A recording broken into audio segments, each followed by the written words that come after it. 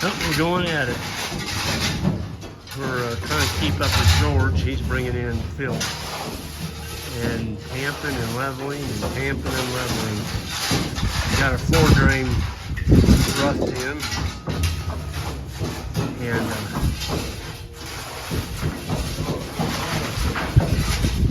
we've still got probably 4 or 5 inches of fill here on the back. But it's a lot better to fill with rock than it is with concrete. So we're going to have about a 4.5, 5-inch concrete floor in here. And this is George Heller, our buddy from Minnesota. He's a George Heller Concrete. So he came up here with his laser. Got the laser there spinning. And he's got it shot all the way around this wall. And we were going to drive some posts back behind here, and George came up with the idea of putting riprap. So we hauled in this is 8 to 12-inch rock to boost up that bottom boards. And on the back, it's oh gosh, it's 4 foot. There's 4 foot of fill over there on that corner.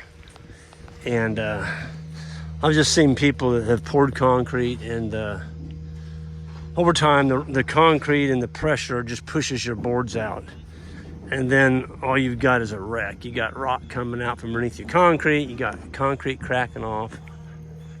And so we got a little rain last night, of all things. It's 1/8 of an inch, but it made it a little slimy back here, but I'll take slimy just to get a rain. But yeah, George is going to come back here in November. That's when they can't do any more concrete work in Minnesota, and him and his crew are going to pour that floor. And then we're pouring the area down there where Jan parks. I've got concrete in front of the shed, but every time it rains, it just, Jan's got to get out. And it's muddy, or it's rocky mud and dirt, and it washes onto our concrete down there, so we're going to fix all that. We got a crew in there. We got a crew. George brought one of his workers with him, and I've got 4 young guys in there. And looks like we had a piece of rock here. Escape. Yeah, but boy, that thing's heavy. There it goes. But that rock is going to keep that board from pushing out. So it worked out pretty good. We just came out here with a skid steer, a bucket at a time. We laid it up there, and the boys with leather gloves were placing them. We didn't just throw it up there against that building, or you'd have had dings all the way down it. But yeah, they got her stacked in there nice. Got a floor drain put in it, and the floor drain comes out underneath all that rock over there, so we can wash out the floor. I'm going to put a smooth finish on that floor in there, so it'd make it easy to wash off with a garden hose. Because in the wintertime here, we're out on the farms, the manure and mud, all the debris. When you park your vehicle in there, in a couple of days or even a week, you'll have about 3 or 4 inches of mud that is just dropped off your truck when you park it in there each night. So we'll be able to wash it out in that floor drain and keep the shop clean that way. They're doing a number in there. You got a good strong back.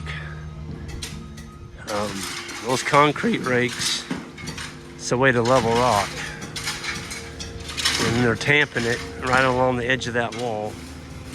Got the big post driver, weighs 45 pounds. We're driving it, and he's got a gas-powered one right here that vibrates.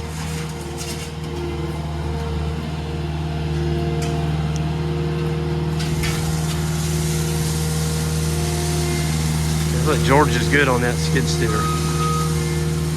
I hauled the rock over there, the big stuff, and I told him, I said, I don't want any part of it in that shed. I'll run that thing through that wall just bigger than heck.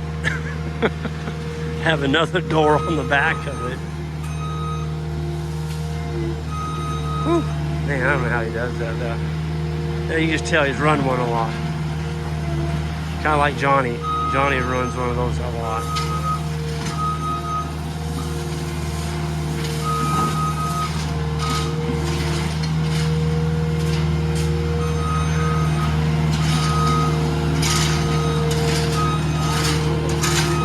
Huh? 5 inch. Fire that thing up and vibrate it.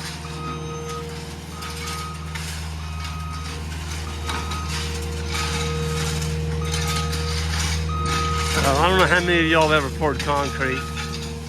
I've poured a lot of it in my lifetime. I tell you what, I don't know anything that I can think of that is harder work than pouring and raking concrete. Because when that concrete guy comes, if he doesn't know what he's doing and he shoots a bunch of concrete out across that floor where you don't need it and you've got to rake it, oh my gosh.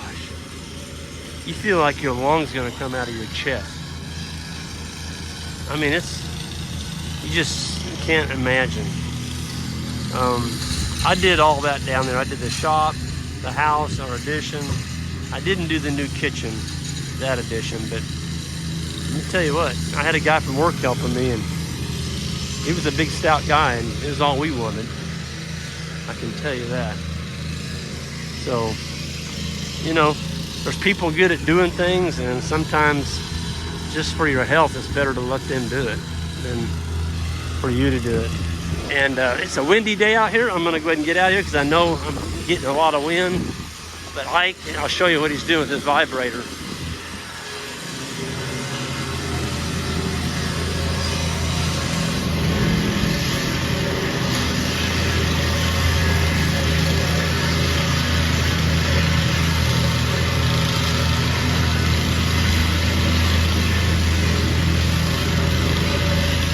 Vibrate it down as you fill it in. Georgia's putting down 3 inches at a time, roughly 2 to 3 inches. Vibrate it in a little bit at a time.